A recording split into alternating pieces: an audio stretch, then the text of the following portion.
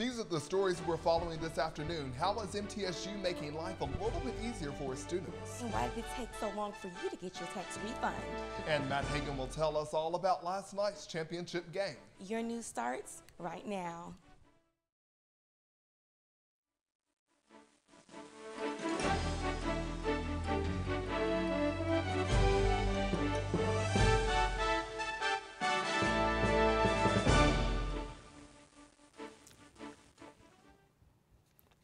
And a good afternoon to you. I'm Jonathan Radford. And I'm Tyann Nelson. And welcome to News 3 Blue Team News. Off the top this afternoon, we are following breaking news out of Texas, where there has been a reported stabbing on the campus of Lone Star College University. That is right outside of Houston, Texas. At least 12 people are reported to be injured from the stabbing, and a suspect is now in custody. We are working to find more details on this story, and we will bring you more throughout this newscast. Tyann?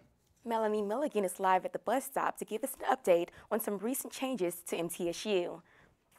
That's right, guys. MTSU has actually done something a little different, and they've created an app for students to use to see when the buses are going to be pulling up and what time they'll be showing.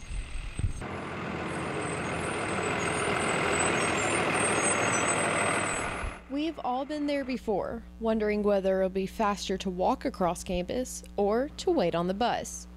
But now, students at Middle Tennessee State University have that decision right at their fingertips. MTSU has created an app that provides its users a way to view where the Raider Express buses are on their routes at any time. And students seem to love the new app so far. I think it's pretty dope because, I'm one of the students who consistently missed the bus, and I used to have an 8 a.m. class. My teacher didn't play that being late. So if I know where the bus is at, it helps me plan out when to leave out of my apartment and when to make it to the bus stop so I can make the class on time. Yes, I do have the Map It app for MTSU, and it's been on time for the past few days. And when I realized that I can actually see when the bus is coming, it helps me be on time for class and not have to stand out here all night waiting on the bus.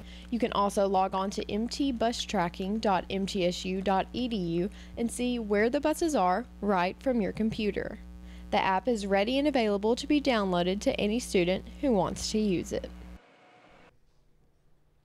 The mobile app is free to any smartphone user, and the Map It feature shows the bus route color and shows each bus's location as it travels around campus. Back to you guys at the desk. Thanks, Melanie. For more information on the app, you can visit mtsu.edu/mobile. This week was the start of MTSU's Spring Out Week on campus. Spring Out is sponsored by the MT Lambda Student Organization, an all-inclusive LGBT queer group here on campus. This week's events will feature a drag show, keynote speaker Chaz Bona, and several informational events on the KUC Knoll. Spring Out Week is all about showing equality for the gay community and being proud of who you are. We're proud to be visible. LGBTQIAA students are proud to be visible and be out there. For more information on the Spring Out events, visit our website, mcnews3.com. Students, think before you hit the print button. Unlimited printing could be a thing of the past starting next fall. The ITD department is currently working on a plan that will give students a balance that will go towards printing on campus. That would mean once the balance reaches zero, students would have to pay for the pages they print. This change is a part of a larger plan to help save on printing campus-wide. Guys Night Out takes a bad turn for four local college students. Four male students named Darian Hanna, Justin Smith, Renard Williamson, and Travis Murphy were arrested early Sunday morning. The students were attending a party in Murfreesboro at the Elks Lodge on Hall Hill Pike. Officers responded to a disturbance call, which later turned out to be a huge fight. One officer was even attacked. Charges range from disorderly conduct to resisting arrest. Reports list all four young men as students of either MTSU or TSU with home addresses in Chattanooga.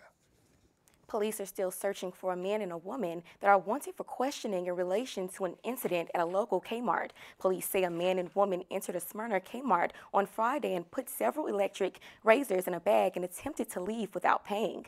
When the two were confronted by an employee, the man dropped the merchandise and assaulted the employee. If you have any information, you can contact Smyrna Police at 267-5434. A former Lebanon police detective is accused of paying for a prostitute. Stephen Gordon was indicted on 1 count of official misconduct and 1 count of patronizing prostitution, according to the Tennessee Bureau of Investigation. Gordon was booked in the Wilson County Jail and has been released on a $2,500 bond. A shooting in Wilson County leaves a deputy's wife dead. On Saturday, Josephine Fanning was killed when a 4-year-old got a hold of a handgun and accidentally shot her. The handgun was owned by Sheriff's Deputy Daniel Fanning, a school resource officer. According to federal health statistics, Tennessee has one of the highest fatal accident shootings in the nation. Our president is still pushing hard for gun control. President Obama traveled to Connecticut yesterday, a place where gun violence has affected so many people. In Newtown, we want you to know that we're here with you. We will not walk away from the promises we've made. We are as determined as ever to do what must be done. Filled with families of the Sandy Hook Elementary School shooting victims. Once again, Obama stressed that Congress should pass tougher gun control laws. Although more than 85% of Americans support universal background checks for guns, polls also show a decrease in support for major gun restrictions. 11 families of Sandy Hook shooting victims left Connecticut with the president in an effort to lobby Congress. A Nashville shootout results in a 4-year-old being sent to the hospital. Yesterday, police were responding to a shootout at the Napier Homes housing project just south of downtown. Police at the scene say a shootout between a 37-year-old man and another unknown person resulted in the child being grazed by a bullet. The girl was taken to Vanderbilt University Medical Center and was released yesterday evening. Campus crime is on the decline. According to the TBI, the crime on Middle Tennessee State University's campus fell significantly from 2011 to 2012. Burglary, vandalism, and DUI violations are just a few of the crimes that declined at the state's largest undergrad university. Thefts across campus also fell, but still remain to be the #1 crime on campus. MTA officials credit added foot patrols, more lighting, and public awareness campaigns for the decline. When we come back, find out how the morning after pill has been creating controversy. And Matt Hagan has your update on last night's national championship game. Well, it's April, and that means tax season is finally here, and that means refund checks. But Uncle Sam has been a little slower on getting those checks out this year. Tyann is here to explain why your cash may have taken so long to get here. Tyann? Thanks, Jonathan. Tax season is an exciting time for many people. I'm even excited. However, some newly released news has turned many smiles into frowns. Season began just like every other year. First, taxpayers wait for their employers to send out their W-2 forms. Employers have until the 31st of January to mail the forms out. Residents can go to any tax advisor to file their taxes. People can normally expect their tax refund in 10 to 21 days. In the beginning, many people were getting their tax refunds faster than expected. Okay, I got my tax return in 8 days, and when I got that money, I was so excited. I was expecting it to come in 2 weeks, but it came early. And what I did with my check, paid off some bills. I got these student loans, and filing electronically was most definitely the best decision. Eventually, the fast cash process began to slow down. The delay is occurring mainly with taxpayers who claimed education credit. It's been a month, and I still haven't got anything back. I called to see what's the problem. I'm getting no reply, and I really have a lot of expenses that I need to take care of. I don't know what's up with that. I don't know the problem, but I would like to find out what it is because I've been patiently waiting on my taxes. This week, the Department of Education addressed the problem, saying that it is the result of a technical error with a limited number of tax filing software products. This delay has affected hundreds of thousands of taxpayers, so don't feel alone. The IRS says that refunds that were filed mid-February should be coming in soon.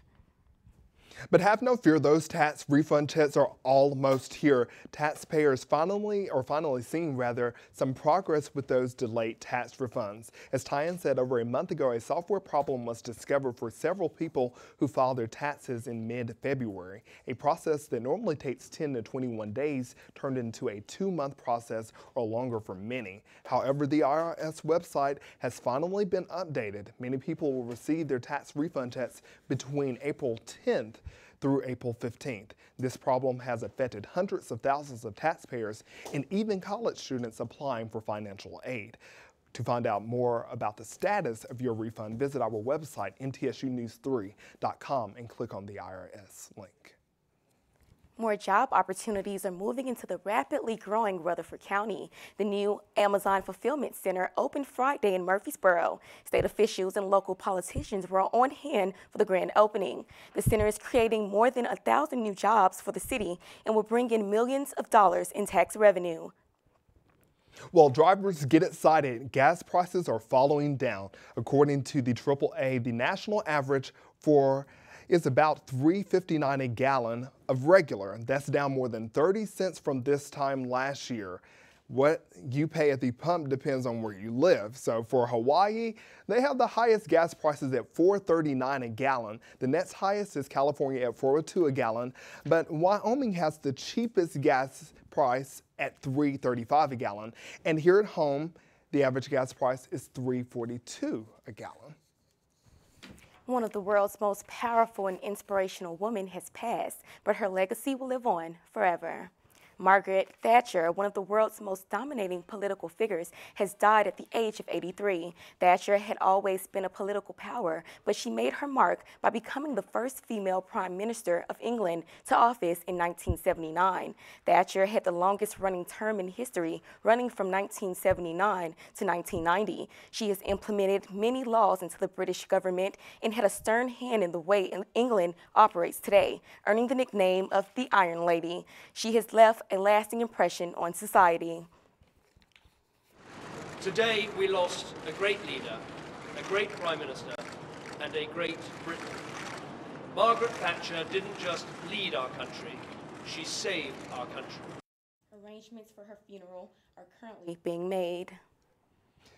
More signs of tension on the Korean Peninsula. Missile defense batteries are now at the ready on the American-run Asan Air Force Base in Seoul, South Korea. Authorities in South Korea warned Monday that North Korea may be planning a new nuclear test. Sunday, officials said the North may run a missile test as soon as this week. North Korea has been ramping up threats against the South and its American allies in recent weeks. The health unit will be offering up free health screenings in Middle Tennessee. The Stone River Independent Physicians Association will be holding a health care event on April 20th to the Embassy Suites Hotel in Murfreesboro. Residents will be able to check their sugar, blood pressure, and other things for free. There will also be a special guest speaking who will also discuss head injuries. The event will be open to the public. We all know teenage pregnancy is one of the most controversial things that is talked about amongst Americans. Reporter Alexa Allen tells us why the controversy is brewing up. Alexa? Thanks, Jonathan. The drug Plan B is something that has been fought long and hard for to become an over-the-counter medication, but some feel as though it still shouldn't be. Plan B is emergency contraception that helps prevent pregnancy after birth control failure or unprotected sex. Plan B, also referred to as the morning after pill, is a pill that is supposed to stop pregnancy if taken within 3 days of the day your original form of birth control fails. Since 2006, when the FDA made Plan B legal to become an over-the-counter medication, there has been talk about girls younger than the age of 17 years old able to buy them. Although you do have to be at a certain age to purchase Plan B, some are concerned that our youth have too much access to it and it could potentially harm them if consumed in the wrong way. It is being pushed to make Plan B back to a prescription pill other than an over-the-counter drug. President Barack Obama tells us why this is trying to go into effect. The reason Kathleen made this decision was she could not be confident that a 10-year-old or an 11-year-old going to a drugstore should be able, alongside bubble gum or batteries, be able to buy a medication that potentially, if not used properly, could end up having an adverse effect. Although teenage pregnancy continues to be on the rise, many feel as though there could be a better solution than giving young girls the option to always turn to Plan B. Thanks, Alexa. For more information on this story, go to our website, emcnews3.com, to find out where this goes from here. When we come back, we'll tell you, Matt Heggen will tell you about how a couple of MTSU sports teams fared this weekend. And I'll tell you if this warm weather is going to stick around. Well, you guys, the warm weather should be sticking around more times than not. Today, the current conditions is warm outside. Right now, we're at a 69% with a 72% humidity. Winds are at about 16 miles per hour, and it actually feels like 69. It's a little cloudy, not on much of the sunny side. Right now, like I said, in Murfreesboro, we're at 69%. Nashville is a little warmer with 71%, with 71 degrees. Portland is at 76 degrees. And Chattanooga is at about 73. Different areas are a little sunny. Unfortunately, right now we're a little cloudy. Tonight's lows will be at 63 degrees. Nashville will be 64. Portland will still be a little warmer at about 67.